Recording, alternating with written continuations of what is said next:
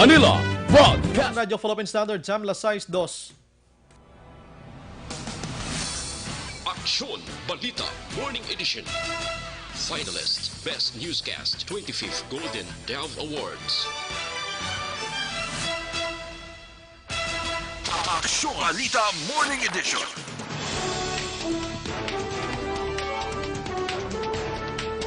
Aksyon, Balita, Morning Edition. Aksyon na Radio Philippine Standard Time, las 6:03. Maayong aga, syudad sa Bacolod, Western Visayas, malabutan sa aton sining pagpangalagan. Welcome na sa Aksyon Balita Sunday Edition. Pupod sa inyo sini mga kaaksyon. Aksyon Inten Aboso. Ini naman si Aksyon Bryan Morden. Aksyon, Balita, Morning Edition. Sa mga pangulong dinalaan o nakita balita lokal, awol nga pulis patay matapos ginuthang sa wala pa makilala nga mga suspitsado kahapon. 23 anyos nga lalaki patay matapos nabungguan sang Ceres bus sa syudad sang Cadiz. Sa balita national, PUI sa Pilipinas nagdangat na sa 487. Senator Lacson nangabay sa PNP ngay paathag ang paglakip sa ngalan ni Lieutenant Colonel Jovi Espinido sa drug watch list sang gobyerno. Sa balita international, masobra 6,000 kabangkay na diskubrihan sa isa ka mass grave sa Burundi, Africa. Sa balita sports, Kobe Bryant lagip kuntani sa finalist ng 2020 Basketball Hall of Fame. Aksyon, Balita, Morning Edition. Sa aton pagbalik mga kaaksyon, detalye na sa balita lokal pagkatapos gid lamang sini.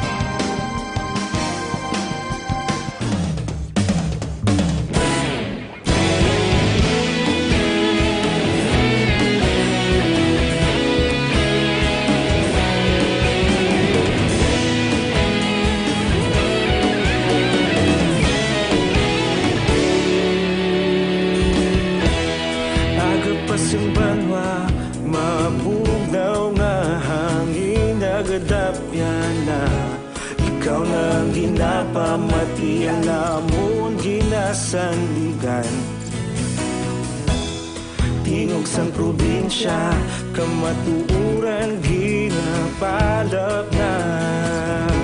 Minsay nga may dala, paglaong kag kasanag. Tinuig na nagligan, ikaw gihapon ang ako nga istasyon. Sa pagbudlak sang adlaw, sa pagtuhaw sang biton. Mga balita nga dala inspirasyon. Aksyon radyo, Bacolod man sa gihapon. Padayon Aksyon radyo, Bacolod saludo sa imo. Padayon Aksyon radyo, salamat kisa pagserbisyo. Patas kag balanse, matuod nga mensahe, wala sang ginadang pilihan. Padayon Aksyon radyo.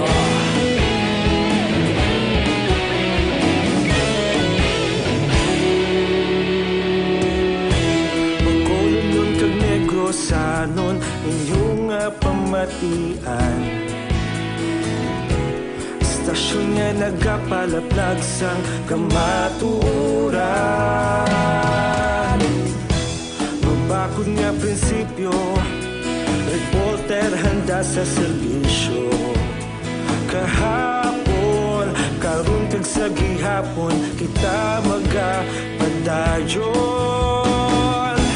Tinuig na nagligan, ikaw gihapon ang ako nga istasyon. Sa pagbutlak sang adlaw, sa pagtuhaw sang bituon. Mga balita na may dala inspirasyon.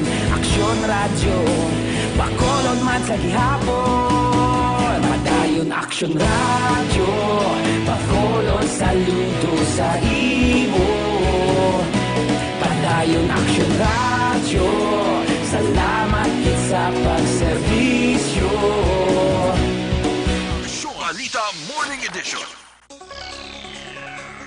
Aksyon Radio Philippine Standard Time, alas 7.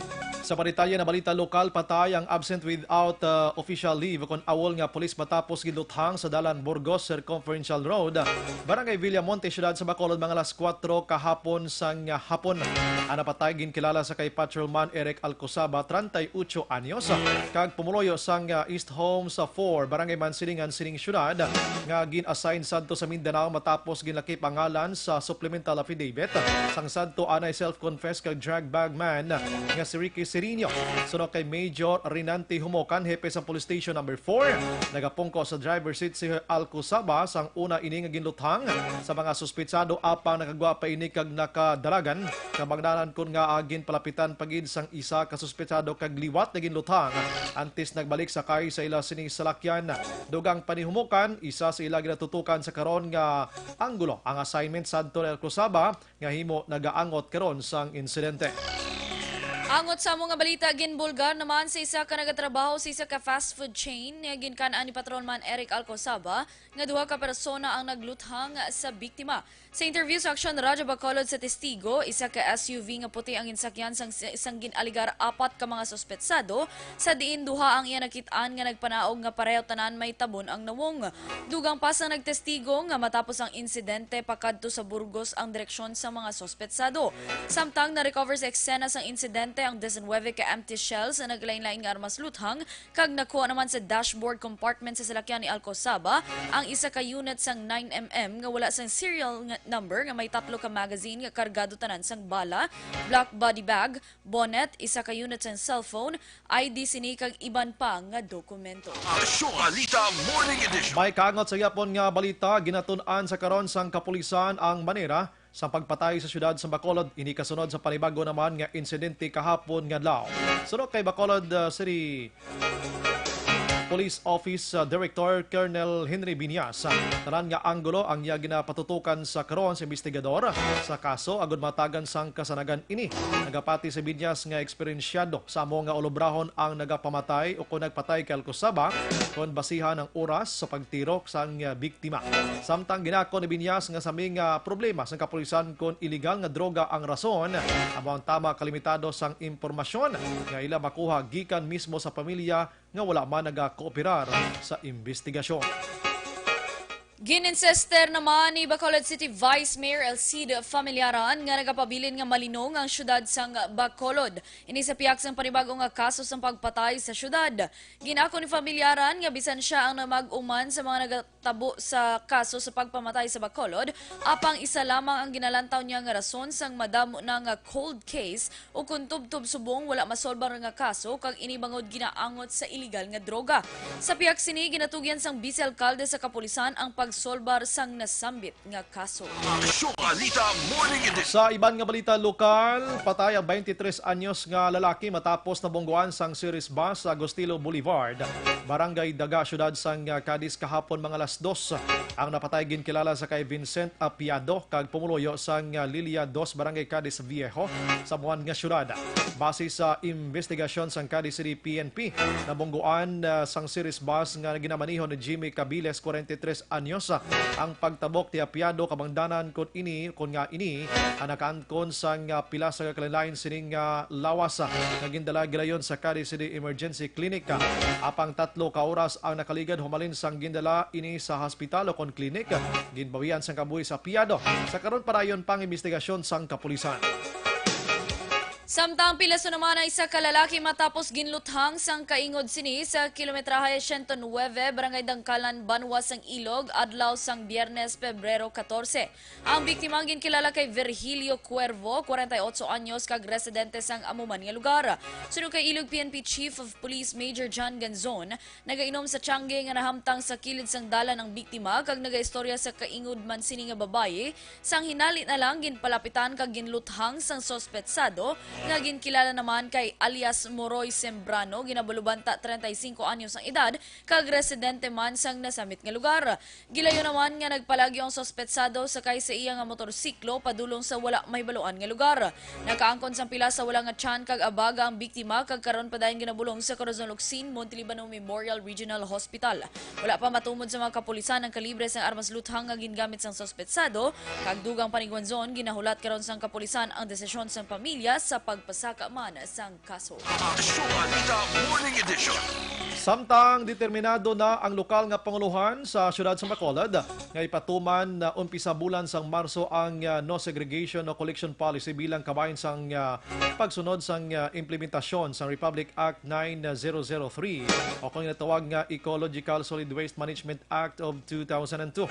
Sunod kay Vice Mayor Elcid Familiaran, tagpamuno sang SWAT, hindi man mahapos ang pagpatuman sa amo nga kasuguan apang tingwaan sang syudad nga matigayon ini nga programa. Liwat man sining ginapanawagan ang bulig sang publiko kag kooperasyon kag subong man mga opisyalis sang barangay nga amo apay dako nga papel para matuman ang implementasyon.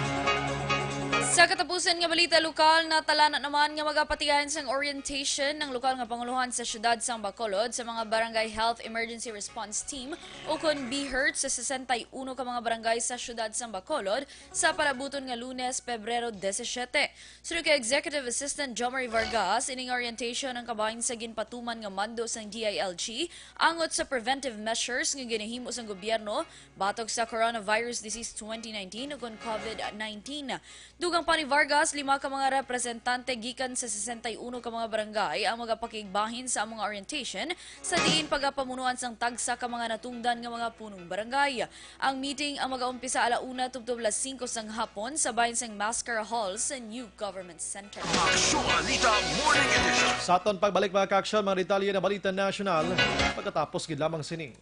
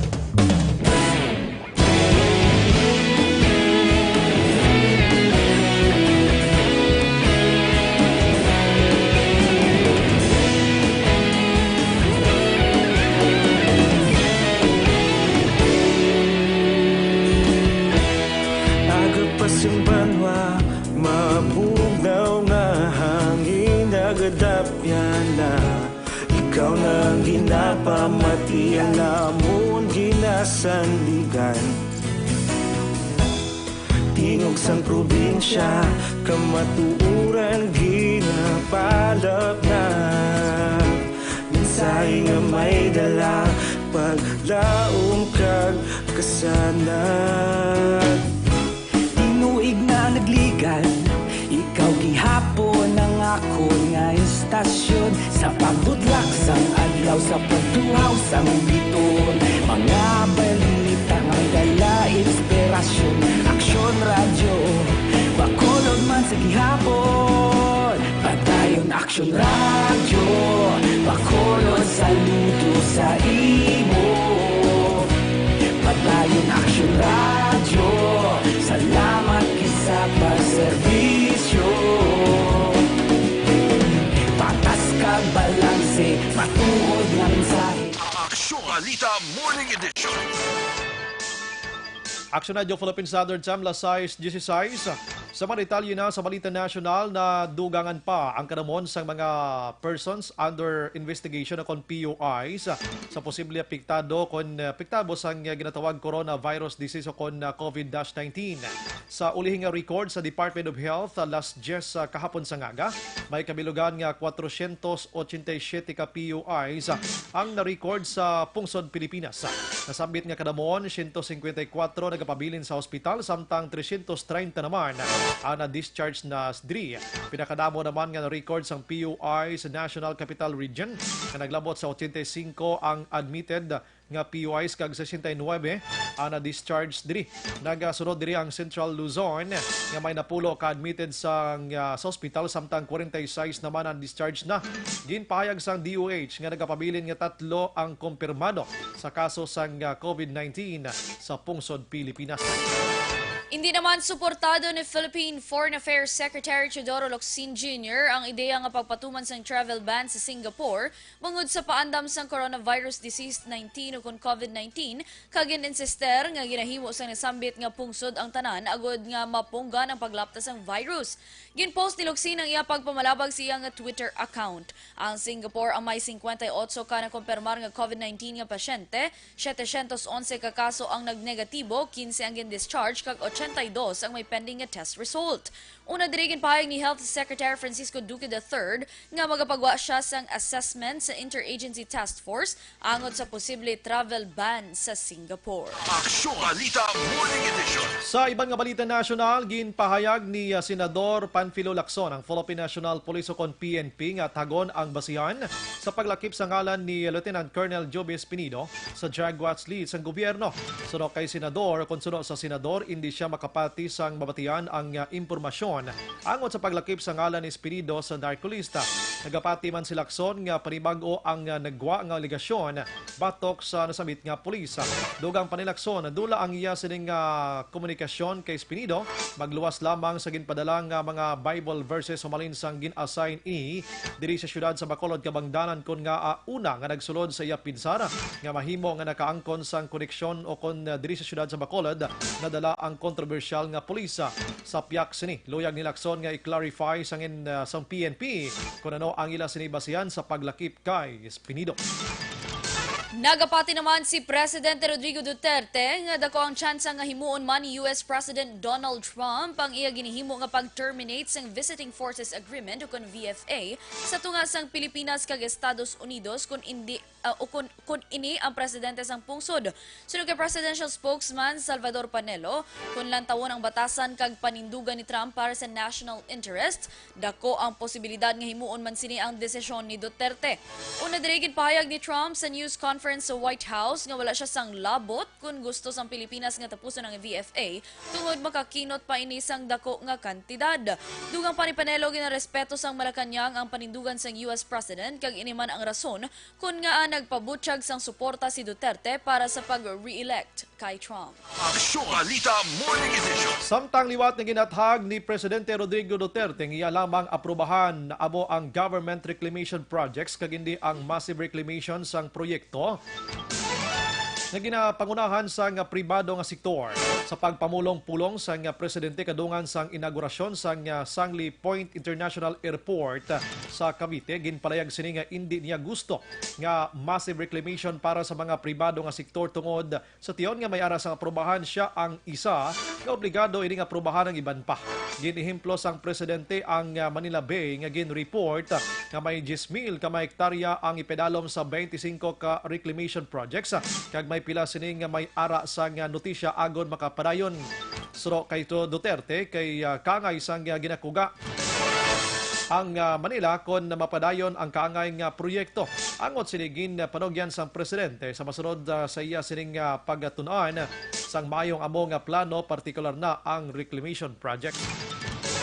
Sa katapusan nga balita national, ginkompirmar sang tropa sang militar sa Ilocos Sur ang napatay ang 3 kagin alegal leader miyembro sang New People's Army kun NPA sa Region 1 kasunod sang engkwentro nga nagluntad.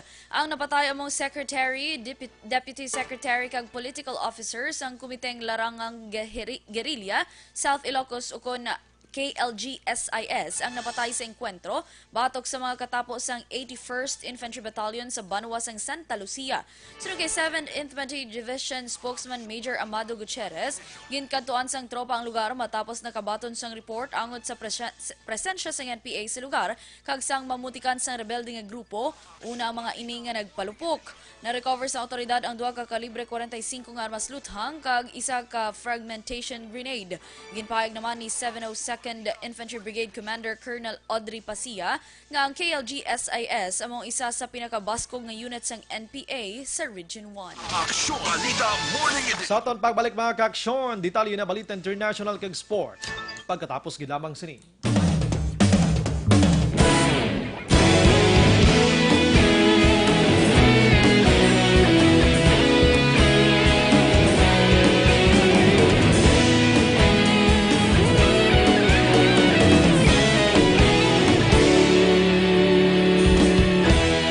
Agapasang banwa, mabugaw nga hangin, nagadapyan na.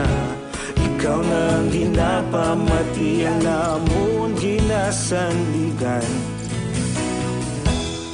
Tingog sang probinsya, kamatuuran ginapalap na.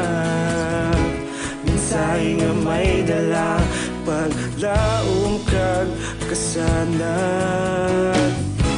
Tinuig na nagligan, ikaw gihapon ang ako nga istasyon. Sa pagbudlak sang adlaw, sa pagtuhaw sang biton, mga balita ang dala inspirasyon.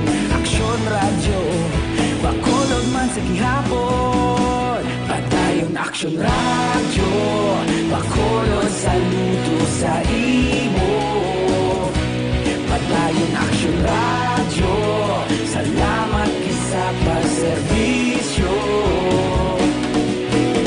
Patas kag balanse, matuod nga mensahe, wala sang ginadampingan.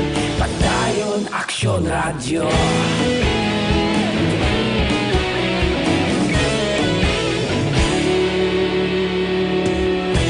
Pagkulong kag negosanon, inyong pamatian.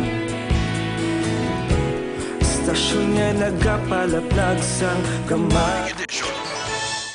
Sa detalye na sa balita international, na diskubrihan sa mga katapos ang Burundi's Truth and Reconciliation Commission ang masobra 6,000 ka mga bangkay sang tao sa 6 ka mass graves sa Carusi Province. Ini ang pinakadako nga recovery sang gobyerno umpisa sang naglansar sang nationwide excavation sa tuong Enero. Sa pahayag ni Commission Chairman Pierre Claver Niadecarie, ang bangkay sang 6,032 ka biktima subong man ang linibo ka mga bala nga na-recover ang gintabunan na. Nakilala ang iban nga biktima paagi sa ila sini nga mga bayo, Antipara kag Rosario. Aksyon Balita Morning Edition. Sa Balita Sports, lakip sa 8 ka finalist ng 2020 induction to the Basketball Hall of Fame, si five-time NBA champion nga si Kobe Bryan sang Los Angeles Lakers. Legend nga napatay nagligad gina mga bulan matapos naghugpas ang ginasakyan sining helicopter. Si Kobe nga 19-time NBA All-Star sang iyang una nga tuig nga eligibility ang ginkonsiderar nga malakip sa ranks of sports immortal pagi sa pagkilala sa iya sini sa Honor Shrine sa Springfield, Massachusetts. Ang pagkilala sa Hall of Fame ang patigayunan sa Abril 4 sa Atlanta sa US College. Final Four nga may 18 ka 74 kabuto gikan sa Honors Committee. Ang kinahanglan mag-intra sang nasambit iyang select list o kon select list. Nahibaluan, iman nga first-time finalist mo ang 15-time NBA All-Star kag 3-time NBA Finals most valuable player nga si Tim Duncan. 15-time NBA All-Star kag 9-time nga NBA Defensive Force Team Selection si Kevin Garnett. Kag 10-time Women's NBA All-Star kag 4-time Olympic champion nga mo si Tamika Catchings. Lasay sa 26. May nga Aksyon Eden. Good morning, Aksyon Bryan. How are you today? I'm fine. Thank you. How are you? Okay Basta lang. Sunday ka English kami Action Bryan. Amo na sa inyo. Sa ato yung doon. Kita. Hindi ko muna pag-vlog. Yes, yo. Yo, how's your... Yun, di po. your morning? It's okay. Fine. Kumusta ang imong sleeping? Very good. I'm beautiful. Wow. Sure? Sure. Sure. Lunggo na lang, be. Sorry. Sorry. Sure. Sige, mo sila nga mga greetings. Sabi doon kadamo na sila. Yes. Good morning, Toto Rom Lagan. Good morning, Action Radio. Franklin Padronia, Emelda Hamelo Bangwangas. Ma'am, good morning. Si Kapitana, no? Yes. Sa good Barangay morning. Dos. Good morning, ma'am. Happy listening dira sa imo sa Barangay Dos. Fan gina sa Aksyon Radio, no? Gapanultol, gid akong baga Action Radio. Sa ano nga program, maragi na sa'yo, no? Correct. Amo ni dapat ang tanang nga Kapitana, no? 61, Oh, bongga. bravo, no? Gab- Ang iban mo ay napamati, ya. Labi naging kong drugs ang balan mo. Nabungol na sila. Adrian Calderon, kag si Malilin Romel. Shout out taga LF Logistics. Good Wow. morning dira sa inyo. Gapos lang yan, no? Automatic. Kung baga Paris, Action Bray sa kape nila. Sa kape. Kita biyang, no? Ang pambara. Amo na?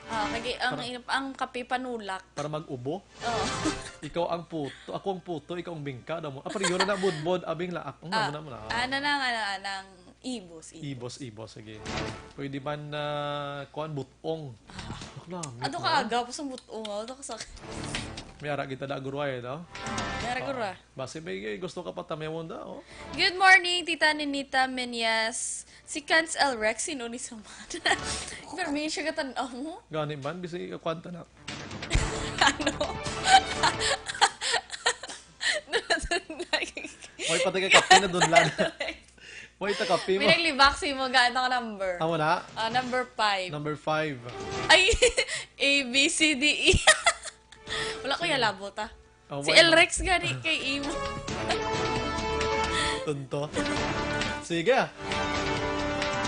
Inyo nabatian mga balita lokal, national, international kag sports. Sa adlaw nga Domingo, sa buong galikon, Pebrero 16 na kita, no? Upod sa inyo sa mga kaksyon. Aksyon, Eden Aboso. Ini naman sa Aksyon Bryan, Morden. Nagapasalamat gida. Una sa balita, una sa aksyon. Sa Bacolod Aksyon Radio.